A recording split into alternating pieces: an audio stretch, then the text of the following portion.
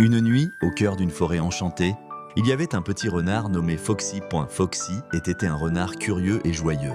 Il aimait explorer les recoins de la forêt, à la recherche de nouvelles aventures. Un soir, alors que le soleil se couchait, Foxy entendit des bruits étranges provenant de l'autre de la forêt.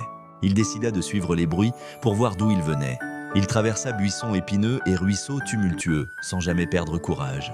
Au boudin, il arriva à un clair de lune magnifique. Au centre du clair, il y avait un grand cercle de champignons géants.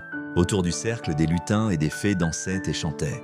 Ils étaient en train de célébrer la fête de l'été. Foxy était tellement émerveillé par la scène qu'il ne put s'empêcher de danser avec eux. Il dansa et riait toute la nuit en compagnie de ses nouveaux amis.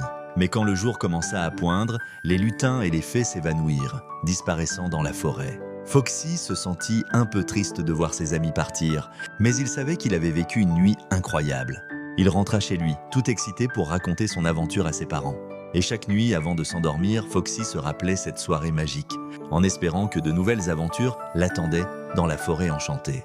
Dans un petit village côtier de Bretagne, un enfant de 9 ans prénommé Petit Jean. Avec ses cheveux ébouriffés et ses yeux pétillants de malice, il passait ses journées à explorer les plages, à courir dans les dunes et à imaginer des mondes fantastiques. En jouant près de la mer, Petit Jean découvrit une vieille bouteille échouée sur le sable. Il l'ouvrit et trouva un vieux parchemin. Il découvrit une carte qui menait à un trésor caché sur une île mystérieuse. Son cœur s'emballa. « Je vais devenir un pirate !» Plein d'enthousiasme.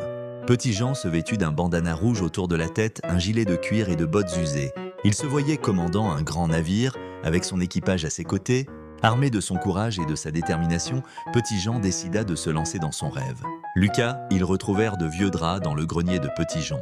Ils transformèrent en une voile pour leur embarcation, devenait un véritable vaisseau pirate. « Et là au trésor !» cria Petit Jean en prenant le gouvernail. Ils naviguèrent sur le ruisseau qui serpentait à travers le village, le vent dans les cheveux et le cœur battant d'au pied de Gardi. L'une averse soudaine se leva et des vagues déchaînées frappèrent leur petit bateau. Mais Petit Jean, reste calme, les pirates ne reculent jamais devant une tempête. Ils atteignirent finalement une petite île couverte de verdure et de mystère. Ils découvrirent des coquillages scintillants et surtout, en l'île trouvèrent des pièces en chocolat. Petit Jean et Lucas éclatèrent de rire. Ces douceurs suffisaient à faire naître en eux un bonheur immense, tout en observant le coucher de soleil qui peignait le ciel de couleurs flamboyantes.